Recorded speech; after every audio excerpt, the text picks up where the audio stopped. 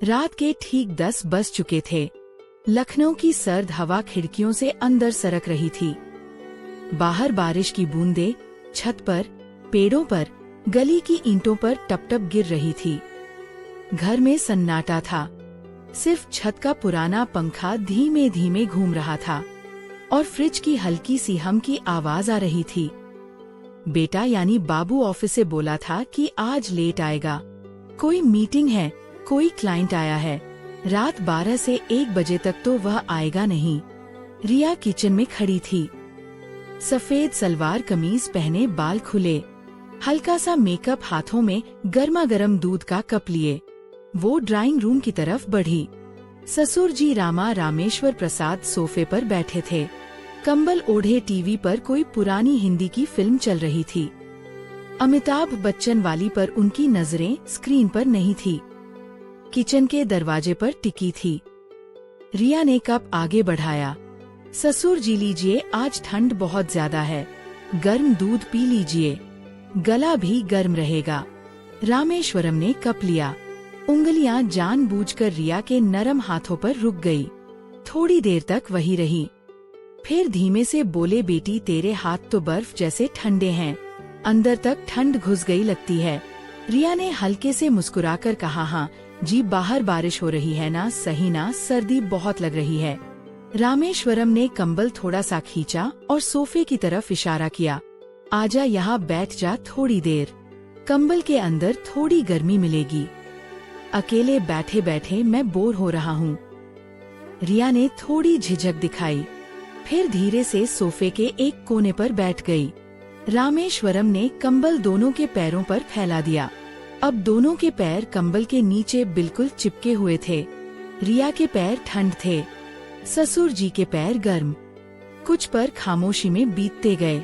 TV पर अमिताभ अपनी आवाज में गा रहा था, चुरा लिया है तुमने जो दिल को। रामेश्वरम ने धीमी आवाज में कहा, रिया ने, यह कंबल कितना छोटा है ना, पूरा ढक भी नहीं पा रहा, थोड़ा एडजस्ट करना पड़ेगा। रिया ने नजरें झुकाकर बोला, तो आप ही कर लीजिए ना, मैं क्या करूं? रामेश्वरम ने हल्की सी गंदी हंसी में बोला, अरे मैं तो कर ही लूंगा, बेटी देख नहीं रही। उन्होंने कंबल के अंदर हाथ काट डाला, पहले रिया के पैरों पर रखा, बस रखा ही था, फिर धीरे धीरे रगड़ने लगे। रिया का सांस थोड़ा तेज हो गया। वो धीमे से बोली, ससुर जी ये क्या कर रहे हो आप? रामेश्वर मासूम बनकर बोले, अरे बस पैर ठंड है ना, उन्हें थोड़ी सी सेक दे रहा हूँ। बहू हो तुम मेरी, इतना तो फर्ज बनता है ना। रिया ने कुछ नहीं कहा, धीरे से अपने पैर थोड़ दे और अंदर धकेल दिए। अब ससुर जी की उंगलियां उनके पैरों के बीच वाली नरम जगह पर धीरे धीरे घूम रही थी, जैसे कोई छोटी सी शरारत। रामेश्वरम ने फिर कहा, बेटी तू कितनी गर्म है, जैसे ऐसे कोई जलता सा चूल्हा अंदर हो। मैं तो सोच रहा था कि इस आग को अंदर चूल्हे को हाथ लगाकर देख लूं, कितनी तेज जलती है ये। रिया का चेहरा लाल हो गया। उसने सिर्फ इतना कहा, आप ही ना कितनी बुरी बुरी बातें करते हो। रामेश्वरम ने धीरे से जवाब दिया, बुरी बातें दिल से निकलती है बेटी, और जो जलते दिल से चाहता है वह जुबान पर आ ही जाता है, चाहे कितना भी छुपाओ। अब कंबल के नीचे हरकतें बढ़ने लगी। प्रिया का हाथ धीरे धीरे ससुर जी की जांघ पर आ गया, बस रख दिया, हिलाया नहीं, पर उंगलियां हल्के हल्के दबा रही थी।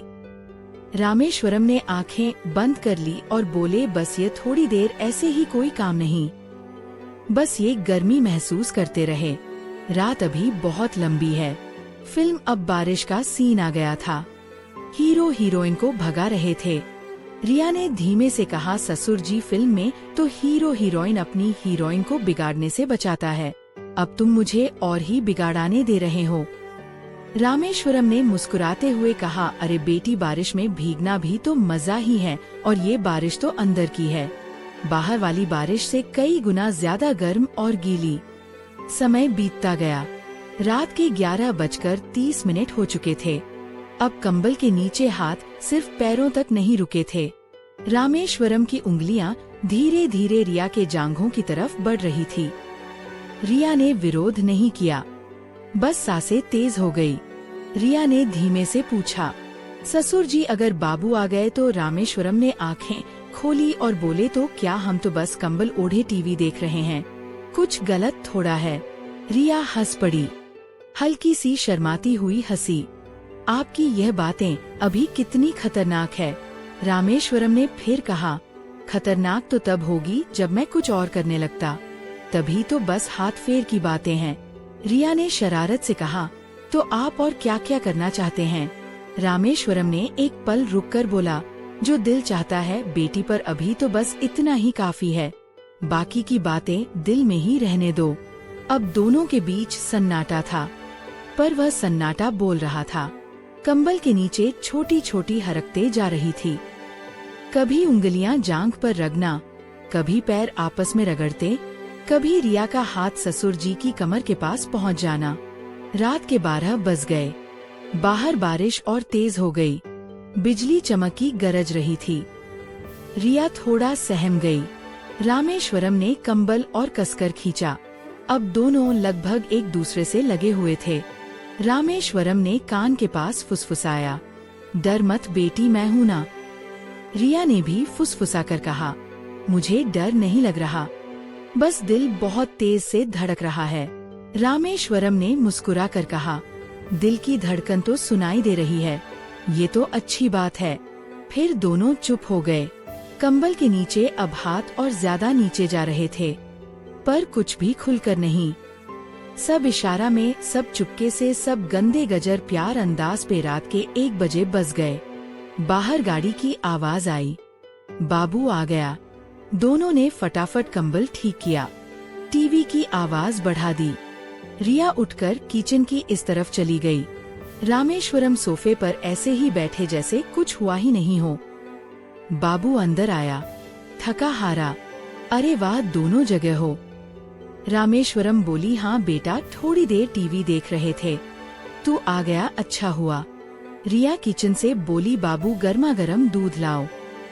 बाबू ने हंसकर कहा, नहीं, बस सोने जाऊंगा, बहुत थक गया हूँ। वो सुधा बेडरूम में गया, मैं चला गया। रिया वापस आई, रामेश्वरम की तरफ देखा, दोनों की नजरें मिली। दोनों के चेहरे पर वही शरारत भरी मुस्कान थी, वो मुस्कान जो सिर्फ दोनों समझ सकते थे।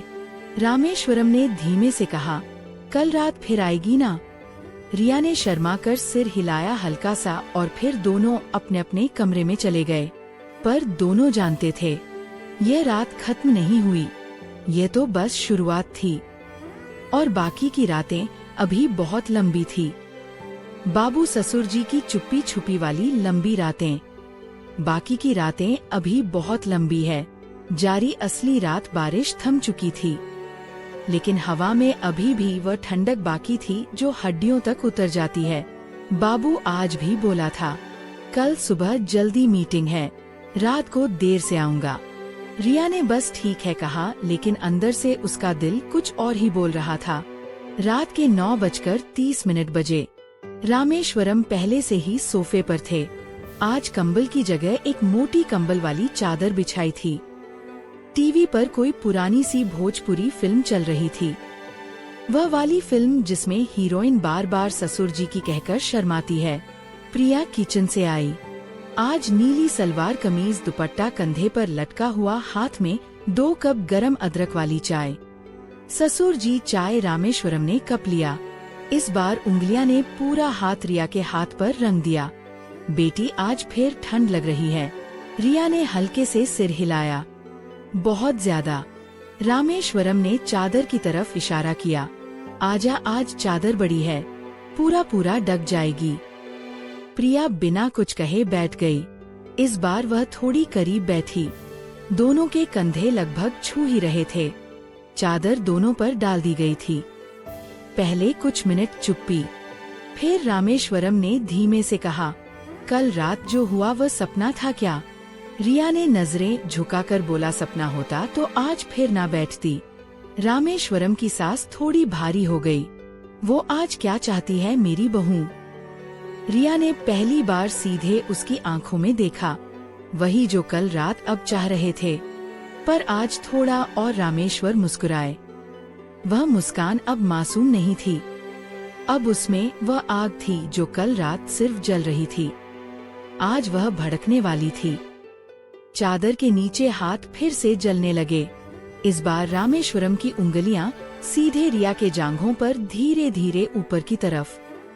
रिया ने पैर थोड़े फैलाए, विरोध नहीं किया बल्कि इजाजत। रिया ने फुसफुसाया, ससुर जी अगर कोई देख ले तो। रामेश्वरम ने कास कान के पास में मुंह लगाकर कहा, कौन देखेगा, बाबू तो सुबह तक नहीं आएगा और पड़ोस वाले सो चुके हैं, बस तू और मैं और ये चादर। अब रामेश्वरम का हाथ रिया की कमर पर, फिर पीठ पर, धीरे धीरे कमर के नीचे की तरफ। प्रिया की सांसें तेज हो रही थी, खुद ही अब हाथ बढ़ा रही थी ससुर जी की छाती पर, फिर पेट पर, फिर और नीचे। रामेश्वरम ने आंखें बंद करके कहा, बेटी तू कितनी नरम है, जैसे रेशम कोशम को छू रहे हैं, मन बहक जाता है।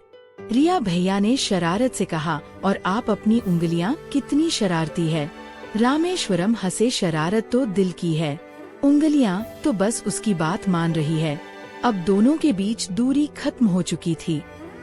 रिया का सिर रामेश्वरम के कंधे पर था। रामेश्वरम का एक हाथ रिया के बालों में, दूसरा हाथ अब पूरी तरह रिया की जांघों के बीच में धीरे धीरे मसल रहा था। रिया की सिसकियां अब चुपके से निकल रही थी। रिया ने धीमे से कहा, ससुर जी ये गलत तो नहीं ना। रामेश्वरम ने जवाब दिया, गलत वही होता है जो दिल को दुखाए, ये तो दिल को सुकून दे रहा है। रिया ने मुस्कुराकर कहा, तो फिर सुकून देते रहिए, रात अभी बाकी है। रात के 11:30 हो चुके थे। अब चादर के नीचे सब कुछ और तेज हो गया था। रामेश्वरम ने रिया को अपनी गोद में खींच लिया। रिया अब लगभग उसके ऊपर लेटी हुई थी, चादर दोनों को ढक रही थी। रामेश्वरम ने रिया के कान में फुसफुसाया, बेटी आज तुझे पूरा सुकून दूंगा। रिया ने आंखें बंद कर ली और सिर्फ कहा, दे दीजिए सब कुछ, मैं आपकी ही हूँ आज। अब हरकतें और गहरी हो गई, चुंबन, गले लगना, हाथों की वह हरकतें जो अब इशारे नहीं बल्कि पूरा एहसास बन चुकी थी। रिया की सिसकियां अब दबी हुई थी। रामेश्वरम की सांसें भारी। रात के 15 मिनट तक बाबू की गाड़ी की आवाज आई। दोनों ने फटाफट खुद को संभाला, चादर ठीक की।